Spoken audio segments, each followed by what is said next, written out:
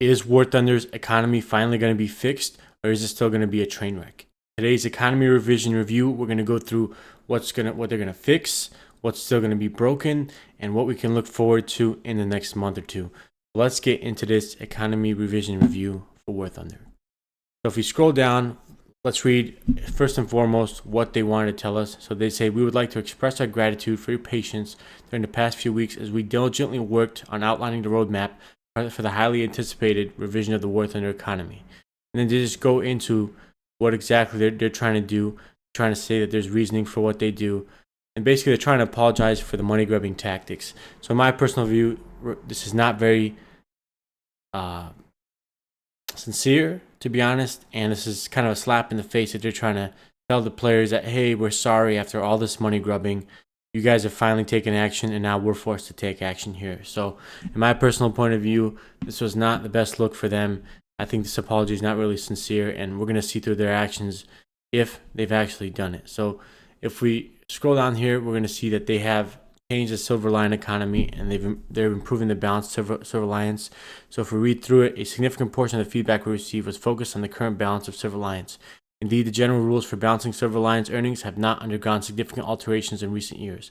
Meanwhile, the number, variety, and ranks of vehicles have steadily increased, and numerous additional opportunities to spend Silver Lions have emerged. Consequently, the capabilities of players to earn Silver Lions can no longer reliably meet their demands, which unfortunately we did not address promptly enough. Therefore, we aim to implement a comprehensive revision of the Silver Lion economy in the game. Our goal is to increase the amount of Silver Lion earned per battle and reduce the Silver Lion cost required to repair destroyed vehicles. This revision will lead to an increase in Silver Lion earnings across the board, yada yada yada. Let's keep reading.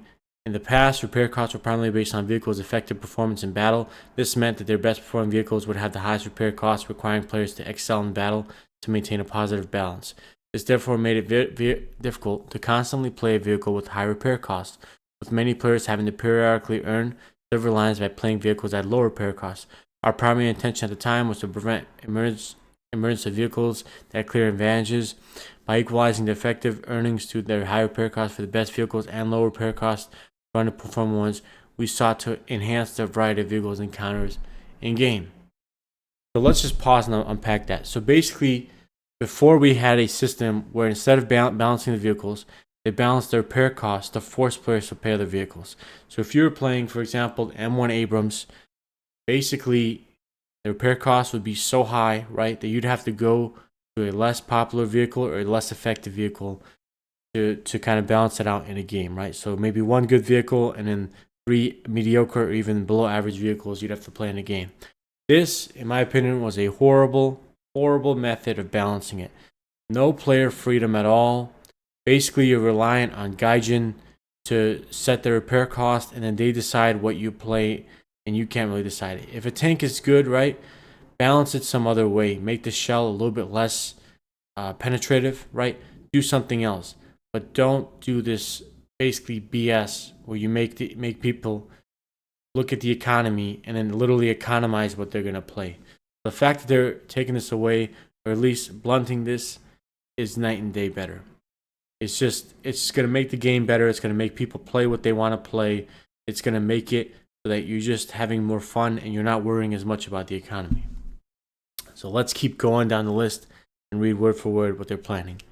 So since our transition to a rank-based vehicle economy starting February 2022, the repair costs of individual vehicles were balanced less on their effective performance in battle and more dependent on the rank of the vehicle.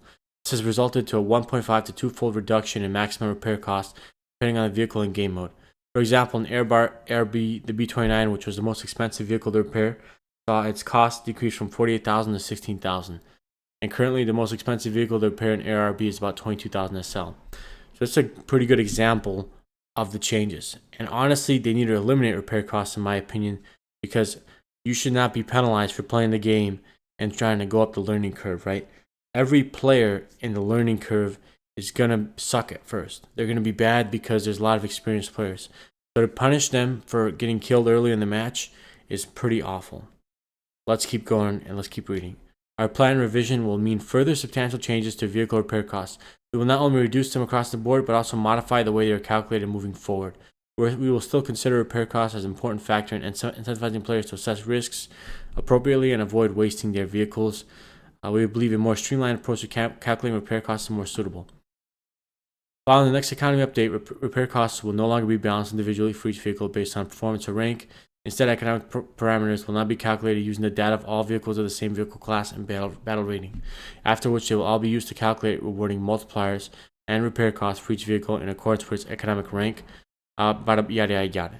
So what they're basically trying to say is, based on the rank and how, on average, all the vehicles of that rank do, they're going to get an economic incentive, and they're going to hand that out to all vehicles.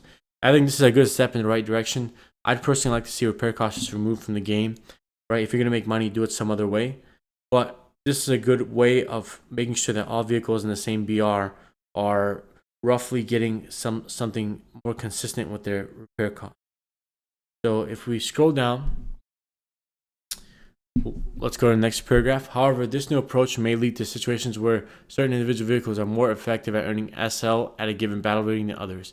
In such cases, we may use other methods such as adjusting the vehicle's battle rating, modifying its technical and combat characteristics where possible, i.e. altering access to certain shell types or adjusting reload speeds, or applying general balancing factors to all vehicles in that class. Therefore, we will only be changing soft factors such as these and won't artificially alter any elements such as armor thickness or top speed. So this is good. Like, balance the vehicle. Don't sit there and make people read through the economy. So this is a good step in the right direction. I think is pretty good. If we keep scrolling down, it says, however, there will be noticeable changes for higher ranked vehicles in general, particularly for less common played nations. Take the French Mars 15 in realistic battles, for example. Its repair costs will be nearly halved, reducing from 11,200 SL to 5,900 SL, while its reward multiplier will increase from 1.6 to 1.8. Yada yada yada. Basically, they're saying that there's going to be changes to the new vehicles. If we keep going down, again, we can see that they're actually putting a table that's saying, giving you the average repair cost per vehicle. This resource is great, right? We need more of this, more transparency in this, so you can just look at a table and see what's going on. For premium accounts, income insurance. So this one we're not going to read through. I'll just explain it to you. Basically, what this means is if you're in a premium account and you do horribly in a match, Gaijin will subsidize you the amount you lost, right? So you could, the worst you can do in a match is to be at 0. For paying players, this should have been implemented when the game came out. Long overdue. If you're a premium player, you should have no risk of losing Silver Alliance, right? It's idiotic because you're paying monthly to play the game, right? You're paying for this. So I feel like this is very fair for the premium players. You know, if they're going to be free to play, do something like that, right? If you scroll down, let's go to dynamic reduction and repair costs. So in addition to a significant reduction in vehicle repair costs, we have important and intriguing change planned regarding on how these costs are calculated. The repair costs are determined based on the average lifespan of a vehicle. However, it's evident that the actual lifespan of a vehicle can vary greatly on different scenarios. So what they're basically saying here is that, because I've already pre-read this, what they're basically saying is that based on how long you live, it's going to change how much you're actually going to pay in the repair cost. So if you spawn in and you get shot off immediately and get killed within the first 60 seconds, you're going to have a much lower repair cost. If you live for a long time, you're going to have the full repair cost, right? So I think this is another great thing that should have been implemented. If they're going to do repair costs at all, they should have done this a while ago, right? Much needed. Then they have some improvements for premium vehicles. So they're going to have improved reward multipliers. You're going to get a set of backups for the premium vehicles. So this is going to be good in the beginning, so you can kind of make sure that you can have the backups and use them multiple times a game. Revised team killing. So what they're doing with team killing is if you team kill, right, instead of getting the full-on penalty for the friendly fire, the person you team kill is going to have a choice to basically forgive you for the team kill if they view it necessary. So this is going to be pretty good, as sometimes it is accidental and people are, they say they're sorry for team killing, and sometimes they just need to get that off their plate. So this is pretty good for team killing. Improving capture point rewards. This well needed. We need more people to play the objective and stop sitting there sniping. More detailed battle log. This is something else that should have been needed. Changes to progression. So changes to progression, the big one is going to be for folded vehicles.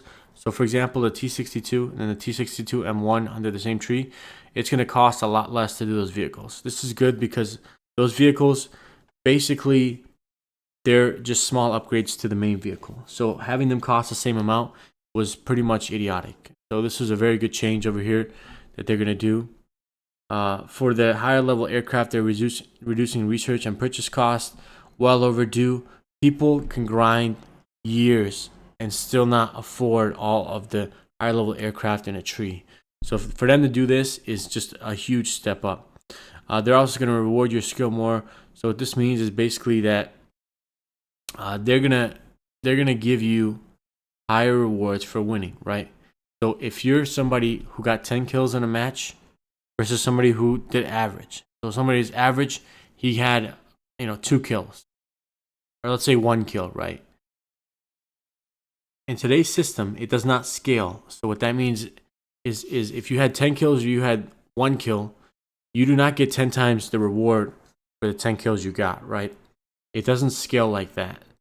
In this update, they're going to have it scale more so that if you had 10 kills and you had an outstanding game, right, you're going to get way more points than the guy who got the 1 kill. Previously, it did not scale. You can get a 10 kill game and you would basically maybe get double of what you would have if you had, let's say, a 2 kill game. Maybe, right? So this is good that they're rewarding this. Bonus for researching new in-game nations. So this is good because it's going to allow people or incentivize them to go to those new nations like Israel, for example.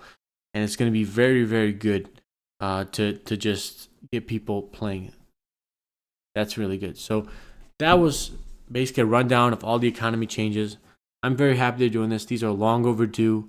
Make your game from a crappy game to a good one. And in general, make people want to play your game. Incentivize them, don't punish them. Thank you guys for watching this review. For more One Thunder update reviews, make sure to like, comment, and subscribe.